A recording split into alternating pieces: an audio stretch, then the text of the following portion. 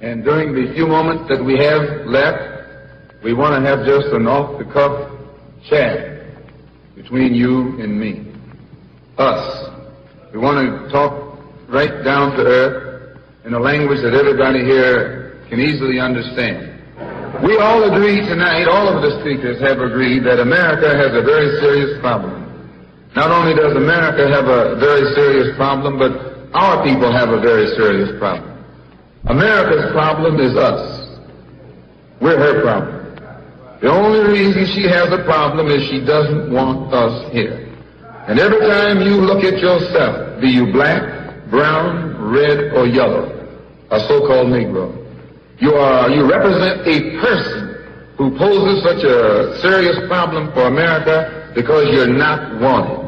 Once you face this as a fact, then you can start plotting a course that will make you appear intelligent instead of unintelligent. What you and I need to do is learn to forget our differences. When we come together, we don't come together as Baptists or Methodists. You don't catch hell because you're a Baptist, and you don't catch hell because you're a Methodist. You don't catch hell because you're a Methodist or a Baptist. You don't catch hell because you're a Democrat or a Republican. You don't catch hell because you're a Mason or an Elk. And you sure don't catch hell because you're an American, because if you was an American, you wouldn't catch no hell. You catch hell because you're a black man. You catch hell, all of us catch hell for the same reason. So we are all black people, so-called Negroes, second-class citizens, ex-slaves. You are nothing but an ex-slave. You don't like to be told that. But what else are you? You are ex-slave. You didn't come here on the Mayflower.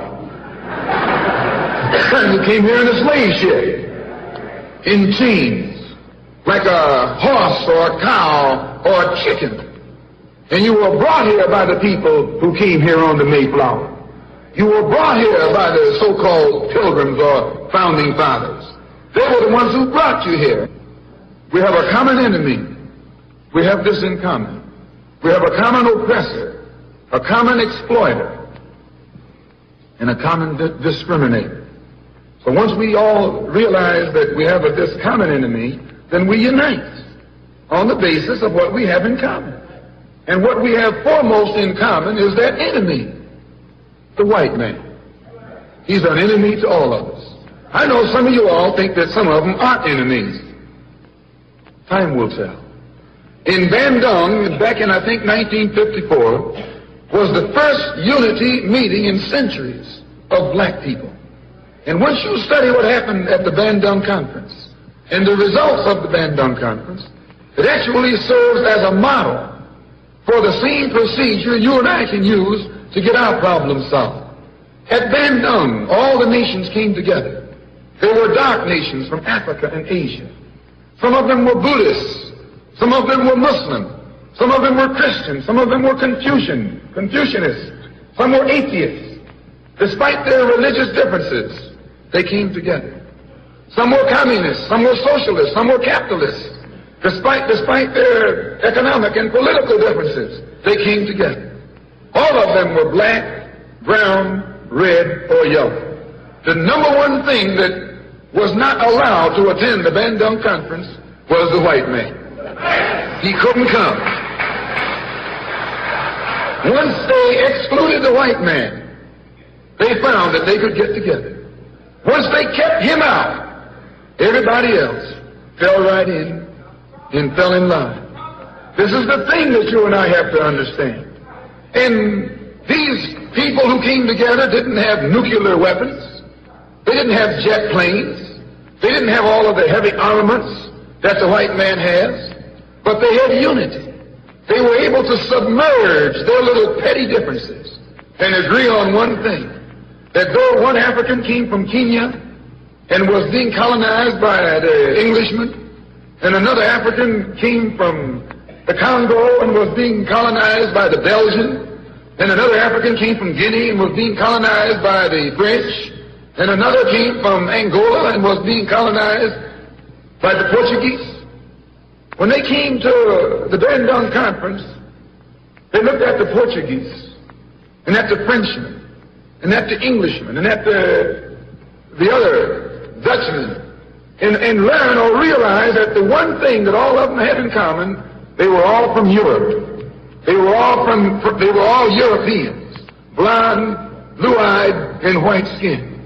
They began to recognize who their enemy was. The same man that was colonizing our people in Kenya was colonizing our people in the Congo.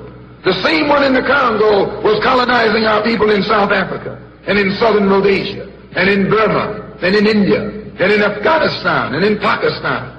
They realized all over the world where a dark man was being oppressed, he was being oppressed by the white man.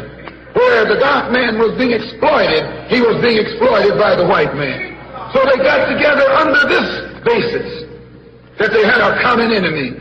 And when you and I here in Detroit and in Michigan and in America, who have been awakened today, look around us, we too realize here in America, we all have a common enemy.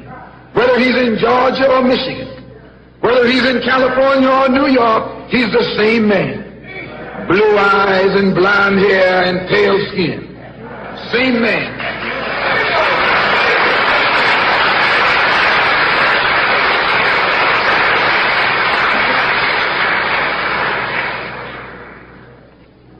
So what we have to do is what they did. They agreed to stop quarreling among themselves.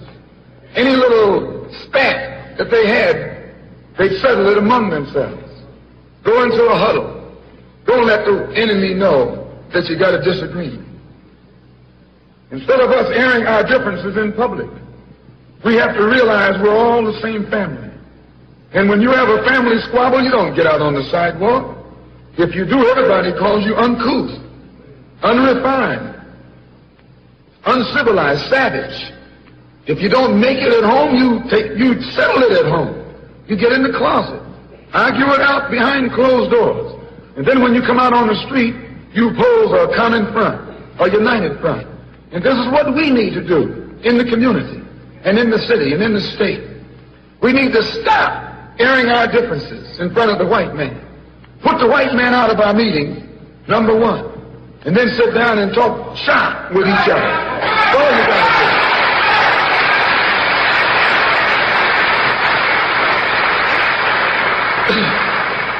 I would like to make a few comments concerning the difference between the Black Revolution and the Negro Revolution. There's a difference. Are they both the same? And if they're not, what is the difference? What is the difference between a Black Revolution and a Negro Revolution? First, what is a revolution? Sometimes I'm inclined to believe that many of our people are using this word revolution loosely, without taking careful consideration what this word actually means and what its historic characteristics are. When you study the historic nature of revolutions, the motive of a revolution, the objective of a revolution, and the result of a revolution, and the methods used in a revolution, you may change words. You may devise another program. You may change your goal and you may change your mind. Look at the American Revolution in 1776. That revolution was for what? For land. How was it? Why did they want land? Independence. How was it carried out? Bloodshed. Number one, it was based on land. The basis of independence. And the only way they could get it was bloodshed. The French Revolution. What was it based on? The landless against the landlord. What was it for? Land. How did they get it? Bloodshed. Was no love lost. Was no compromise. Was no negotiation. I'm telling you, you don't know what a revolution is. Because when you find out what it is, you'll get back in the alley. You'll get out of the way.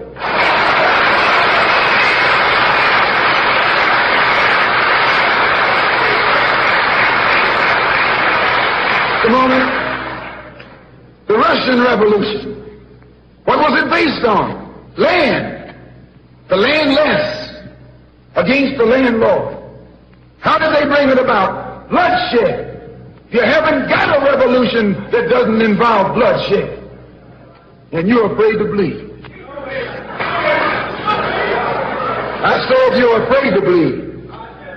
As long as the white man sent you to Korea, you bled. He sent you to Germany, you bled. He sent you to the South Pacific to fight the Japanese, you bled. You bleed for white people. But when it comes time to seeing your own churches being bombed and little black girls murdered, you haven't got no blood.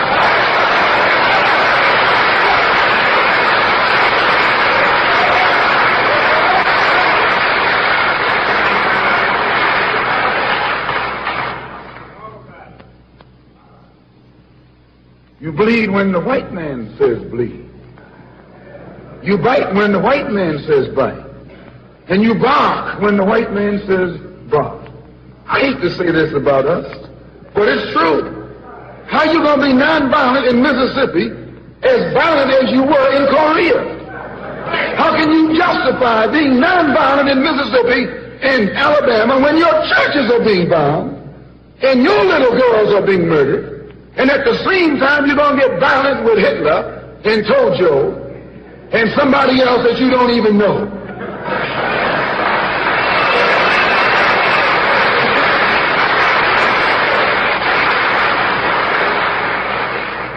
If violence is wrong in America, violence is wrong abroad.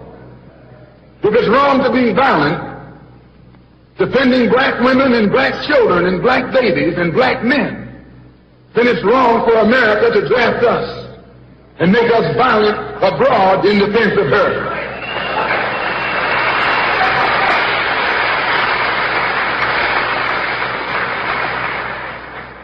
And if it is right for America to draft us and teach us how to be violent in defense of her, then it is right for you and me to do whatever is necessary to defend our own people right here in this country.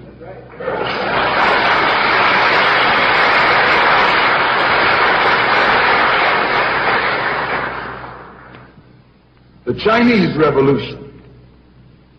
They wanted land. They threw the British out, along with the Uncle Tom Chinese. Yeah, they did. They set a good example. When I was in prison, I read an article, and don't be shocked when I say I was in prison. You're still in prison.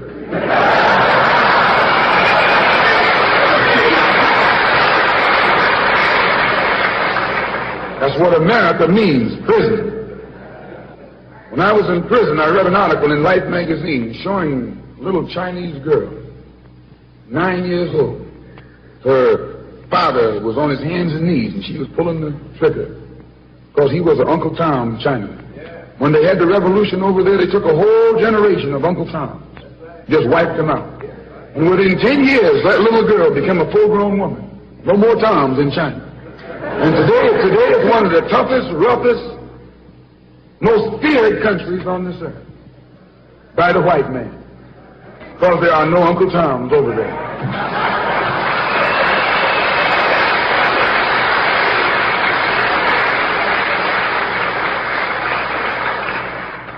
Of all our studies, history is best qualified to reward all research. And when you see that you got problems, all you have to do is examine the historic method used all over the world by others who had problems similar to yours. And once you see how they got theirs straight, then you know how you can get yours straight.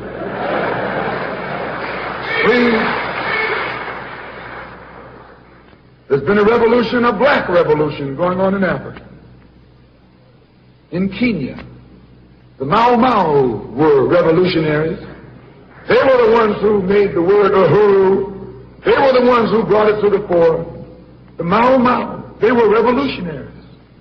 They believed in scorched earth. They knocked everything aside that got in their path. And their revolution also was based on land, a desire for land. In Algeria, the northern part of Africa, a revolution took place. The Algerians were revolutionists. They wanted land. France offered to let them be integrated into France. They told France, to hell with France. They wanted some land, not some France.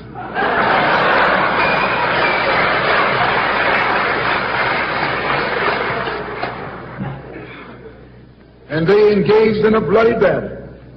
So I cite these various revolutions, brothers and sisters, to show you, you don't have a peaceful revolution. You don't have a turn the other cheek revolution. There's no such thing as a nonviolent revolution. Only kind of revolution that's nonviolent is the Negro revolution.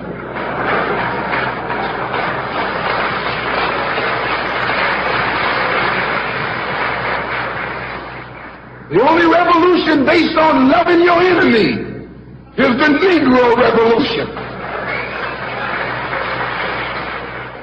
The only revolution in which the goal is a desegregated lunch counter, a desegregated theater, a desegregated park, and a desegregated public toilets. You can sit down next to white folks on the toilet.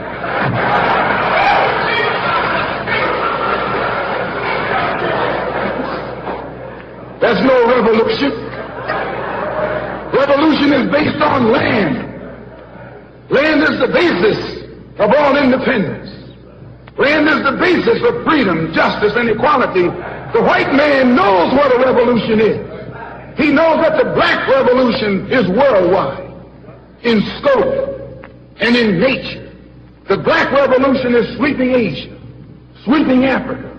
It's rearing its head in Latin America. The Cuban Revolution, that's a revolution. They overturned the system.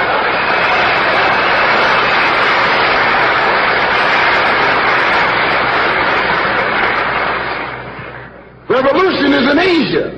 Revolution is in Africa. And the white man is screaming because he sees revolution in Latin America. How do you think he'll react to you when you learn what a real revolution is? You don't know what a revolution is. If you did, you wouldn't use that word. A revolution is bloody. Revolution is hostile. Revolution knows no compromise. Revolution overturns and destroys everything that gets in its way. And you sitting around here like a knot on the wall saying, I'm going to love these folks no matter how much they hate me. No, you need a revolution.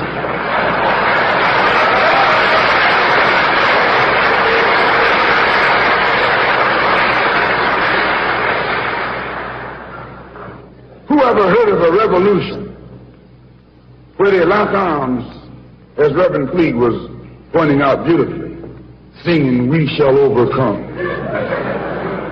Just tell me you don't do that in a revolution. You don't do any singing, you're too busy swinging.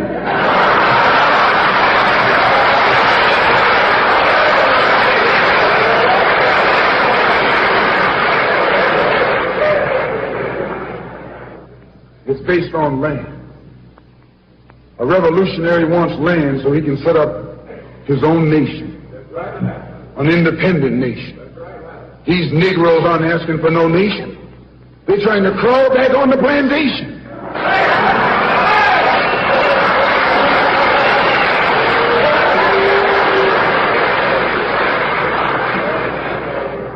When you want a nation, that's called nationalism.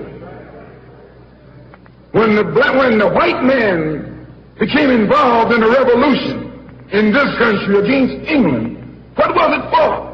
He wanted this land so he could set up another white nation. That's white nationalism. The American Revolution was white nationalism. The French Revolution was white nationalism. The Russian Revolution, too, yes, it was white nationalism. You don't think so? Why you think Khrushchev and Mao can't get their heads together? White nationalism. All the revolutions that's going on in Asia, in Africa today are based on what? black nationalism. A revolutionary is a black nationalist. He wants a nation. I was reading some beautiful words by Reverend Cleave, pointing out why he couldn't get together with someone else here in the city.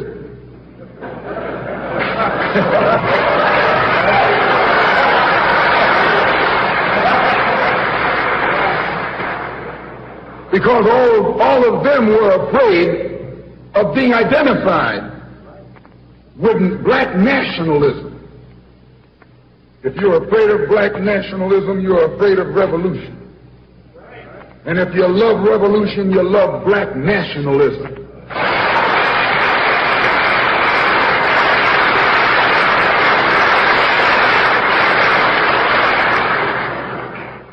To understand this, you have to go back to what young brother here referred to as the house Negro and the field Negro, back during slavery. There was two kinds of slaves. There was the house Negro and the field Negro. The house Negro, they lived in the house with master. They dressed pretty good. They ate good because they ate his food, what he left. They lived in the attic or the basement, but still they lived near their master. And they loved their master more than the master loved himself. They would give their life to save their master's house quicker than the master would. The house Negro, if the master said, we got a good house here, the house Negro said, yeah, we got a good house here. Whenever the master said we, he said we. That's how you can tell a house Negro. If the master's house caught on fire, the house Negro would fight harder to put the blaze out than the master would. If the master got sick, the house Negro would say, what's the matter, boss? We sick. We sick.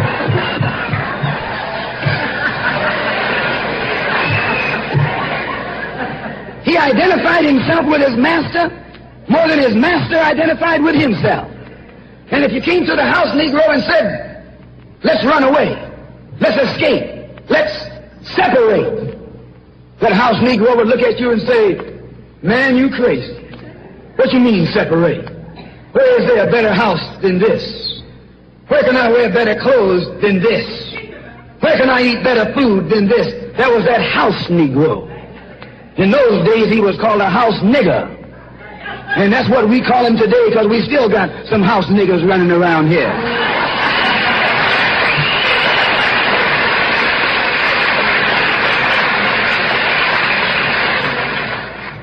This modern house Negro loves his master. He wants to live near him. He'll pay 3 times as much as the house is worth just to live near his master. And then brag about, I'm the only Negro out here.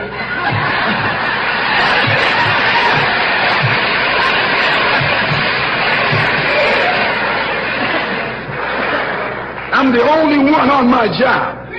I'm the only one in this school. You're nothing but a house Negro.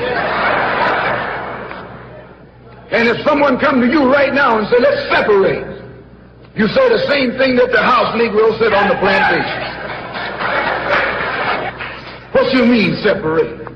From America? This good white man? Where you gonna get a better job than you get here? I mean, this is what you say. I ain't left nothing in Africa. That's what you say. Why, you left your mind in Africa.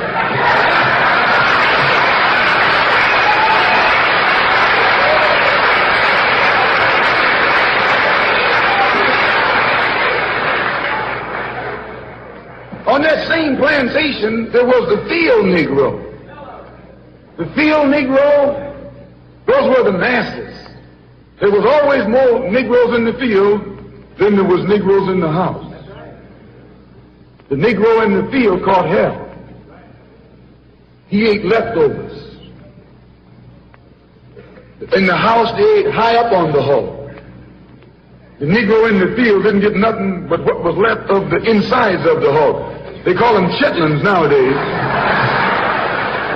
In those days, they call them what they were, guts. That's what you were, a gut eater. And some of you all still gut eaters.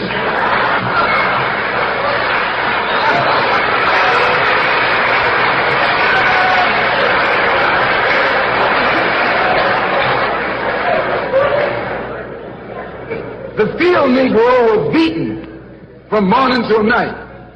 He lived in a shack, in a hut. He wore cast-off clothes. And he hated his master. I say he hated his master. He was intelligent. That house Negro loved his master.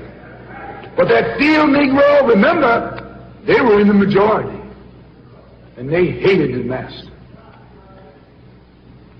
When the house caught on fire, he didn't try and put it out. That field Negro prayed for a wind, for a breeze. When the master got sick, the field Negro prayed that he died. If someone come to the field Negro and said, let's separate, let's run, he didn't say, where are we going? He said, any place is better than here.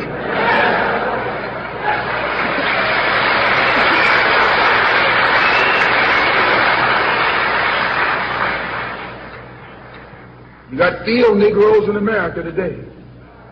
I'm a field Negro. The masses are the field Negroes. When they see this man's house on fire, you don't hear these little Negroes talking about our government is in trouble. They say the government is in trouble.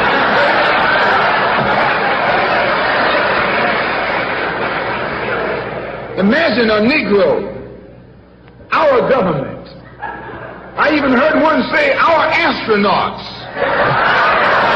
They won't even let him near the plant. And our astronauts. Our Navy. That's a Negro that's out of his mind. That's a Negro that's out of his mind. Just as the slave master in that day used Tom, the house Negro, to keep the field Negroes in check, the same old slave master today has Negroes who are nothing but modern Uncle Toms, 20th century Uncle Toms, to keep you and me in check, keep us under control, keep us passive and peaceful and nonviolent. That's Tom making you nonviolent. It's like when you go to the dentist and the man is going to take your tooth. You're going to fight him when he starts pulling. So they squirt some stuff in your jaw called Novocaine to make you think they're not doing anything to you. So you sit there, and because you got all that Novocaine in your jaw, you suffer peacefully.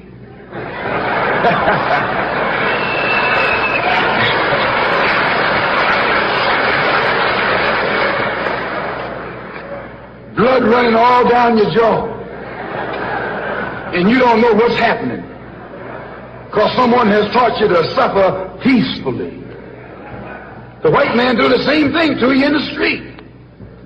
When he want to put knots on your head and take advantage of you and don't have to be afraid of you fighting back, to keep you from fighting back, he get these old religious Uncle Toms to teach you and me that just like Novocaine, suffer peacefully. Don't stop suffering, just suffer peacefully. As Reverend Cleave pointed out, let your blood flow in the streets. This is a shame. And you know, he's a Christian preacher. If it's a shame to him, you know what it is to me.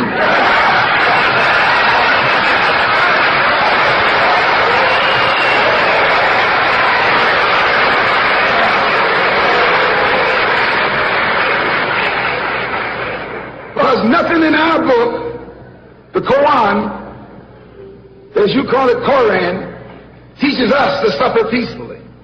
Our religion teaches us to be intelligent, be peaceful, be courteous, obey the law, respect everyone. But if someone puts his hand on you, send him to the cemetery.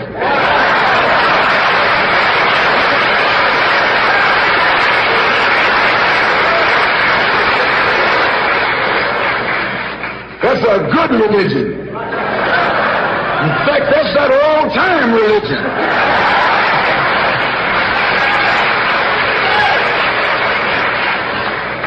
That's the one that Ma and Pa used to talk about. An eye for an eye, and a tooth for a tooth, and a head for a head, and a life for a life. That's a good religion. And then anybody, no one resents that kind of religion being taught but a wolf who intends to make you his meal. This is the way it is with the white man in America. He's a wolf, and you are sheep. Anytime a shepherd, a pastor, teach you and me not to run from the white man, and at the same time teach us don't fight the white man, he's a traitor to you and me. Don't lay down our life all by itself. No. Preserve your life. It's the best thing you got. And if you got to give it up, let it be even Stephen.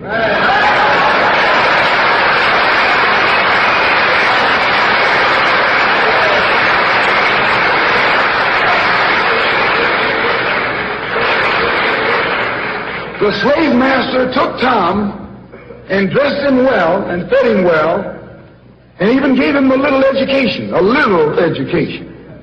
Gave him a long coat and a top hat and made all the other slaves look up to him. Then he used Tom to control them. The same strategy that was used in those days is used today by the same white man. He take a Negro, so-called Negro, and make him prominent. Build him up, publicize him, make him a celebrity, and then he becomes a spokesman for Negroes and a Negro leader.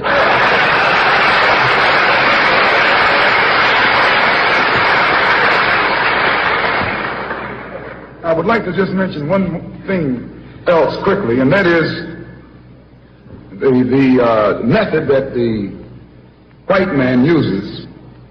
How the white man uses these big guns or Negro leaders against the black revolution. They're not a part of the black revolution. They're used against the black revolution. When Martin Luther King failed to desegregate Albany, Georgia, the civil rights struggle in America reached its low point. King became bankrupt almost as a leader. Plus, even financially, the Southern Christian Leadership Conference was in financial trouble, plus it was in trouble, period, with the people when they failed to desegregate Albany, Georgia. Other Negro civil rights leaders of so-called national stature became fallen idols. As they became fallen idols, began to lose their prestige and influence, local Negro leaders began to stir up the masses. In Cambridge, Maryland, Gloria Richardson. In Danville, Virginia, and other parts of the country, local leaders begin to stir up our people at the grassroots level. This was never done by these Negroes whom you recognize of national stature. They controlled you, but they never incited you or excited you. They controlled you. They contained you. They kept you on the plantation. As soon as King failed in Birmingham, Negroes took to the streets. King got out and went out to California to a big rally and raised about, I don't know how many thousands of dollars. Come to Detroit and had a march and raised some more thousands of dollars. And recall, right after that, Wilkins attacked King, accused King and the Corps of starting trouble everywhere and then making the NAACP get him out of jail and spend a lot of money, and then he accused King and Corps of raising all the money and not paying it back. This happened. I got it in documented evidence in the newspaper. Roy started attacking King, and King started attacking Roy, and Farmer started attacking both of them. And as these Negroes of national stature begin to attack each other, they begin to lose their control of the Negro masses. And Negroes was out there in the streets. They was talking about, we're going to march on Washington. By the way, and right at that time, Birmingham had exploded, and the Negroes in Birmingham, remember, they also exploded. They began to stab the crackers in the back and bust them upside the head. Yes, they did. That's when Kennedy sent in the troops down in Birmingham. So, and right after that, Kennedy got on the television and said, this is a moral issue. So that's when he said he's going to put out a civil rights bill. And when he mentioned civil rights bill and the Southern crackers started talking about they were going to boycott it or filibuster, then the Negroes started talking about what? We're going to march on Washington, march on the Senate, march on the White House, march on the Congress, and tie it up, bring it to a halt. Don't let the government proceed. They even said they were going to go out to the airport and lay down on the runway and don't let no airplanes land. I'm telling you what they said. That was revolution. That was revolution. That was the black revolution. It was the grassroots out there in the street.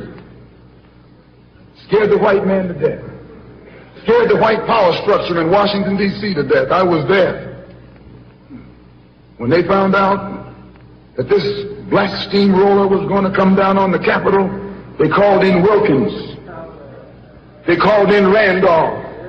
They called in these national Negro leaders that you respect and told them, call it off.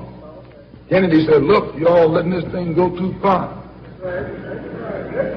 And old Tom said, boss, I can't stop it because I didn't start it.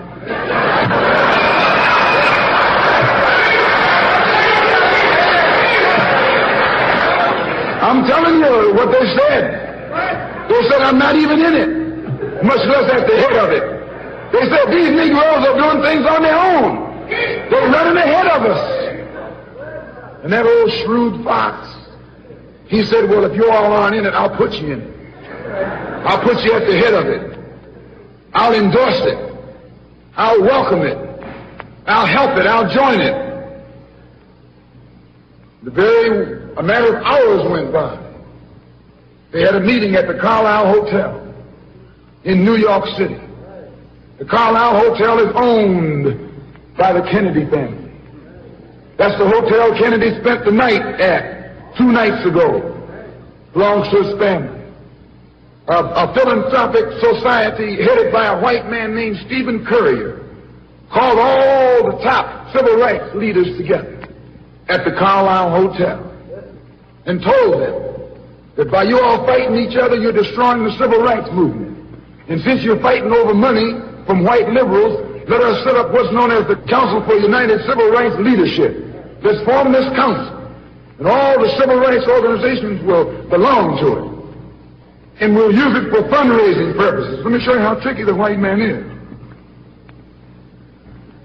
And as soon as they got it formed, they elected Whitney Young as the chairman. And who you think became the co-chairman? Stephen Currier, the white man. A millionaire. Powell was talking about it down at the Cobo today. This is what he was talking about. Powell knows it happened. Randolph knows it happened. Wilkins knows it happened. King knows it happened. Every one of that so-called Big Six. They know what happened. Once they formed it, with the white man over it, he promised them and gave them $800,000 to split up between the Big Six. And told them that after the march was over, they'd give them $700,000 more. $1.5 million split up between leaders that you've been following, going to jail for, crying crocodile tears for, and they've nothing but Frank James and Jesse James and brothers.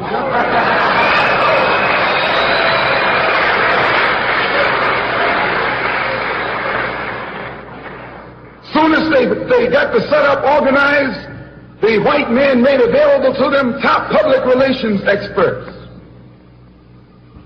Opened the news media across the country at their disposal. And then they begin to project these Big Six as the leaders of the march. Originally, they weren't even in the march. You were talking this march talk on Hastings Street. Is Hastings Street still here? On Hastings Street. You were talking the march talk on Lenox Avenue. And down on, Fillmore Street, and Central Avenue, and 42nd Street, and 63rd Street. That's where the march talk was being talked. But the white man put the Big Six ahead of it, made them the march. They became the march. They took it over. And the first move they made after they took it over, they invited Walter Reuther, a white man. They invited a priest, a rabbi, and an old white preacher. Yeah, the old white preacher. The same white element that put Kennedy in power. Labor, the Catholics, the Jews, and liberal Protestants. Same clique that put Kennedy in power joined the March on Washington. It's just like when you got some coffee that's too black, which means it's too strong. What you do, you integrate it with cream.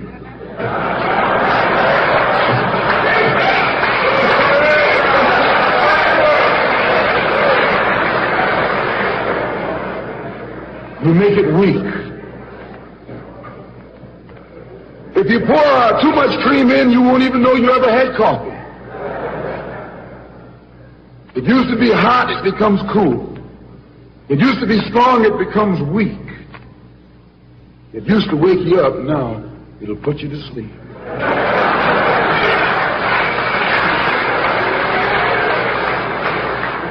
This is what they did with the March on Washington. They joined it. They didn't integrate it, they infiltrated it. They joined it, became a part of it, took it over. And as they took it over, it lost its militancy. They ceased to be angry. They ceased to be hot. They ceased to be uncompromising. Why, it even ceased to be a march. It became a picnic, a circus. Nothing but a circus with clowns and all. We had one right here in Detroit. I saw it on television with clowns leading it, white clowns and black clowns. I know you don't like what I'm saying, but I'm going to tell you anyway, because I can prove what I'm saying. If you think I'm telling you wrong, you bring me Martin Luther King and A. Philip Randolph and James Farmer and those other three, and see if they'll deny it over the microphone. No, it was a sellout. It was a takeover. When James Baldwin came in from Paris, they wouldn't let him talk because they couldn't make him go by the script. Burt Lancaster wrote the speech that Baldwin was supposed to make. They wouldn't let Baldwin get up there because they know Baldwin liable to say anything. They controlled it so tight, they told those Negroes what time to hit town, how to come, where to stop, what sign to carry, what speech they could make and what speech they couldn't make, and then told them to get out of town by sundown.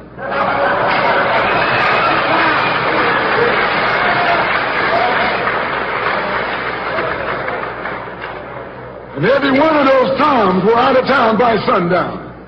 Now, I know you don't like my saying this, but I can back it up. It was a circus, a performance. It beat anything Hollywood could ever do. The performance of the year. Luther and those other three devils should get a Academy Award for the best actors because they acted like they really loved Negroes and fooled a whole lot of Negroes.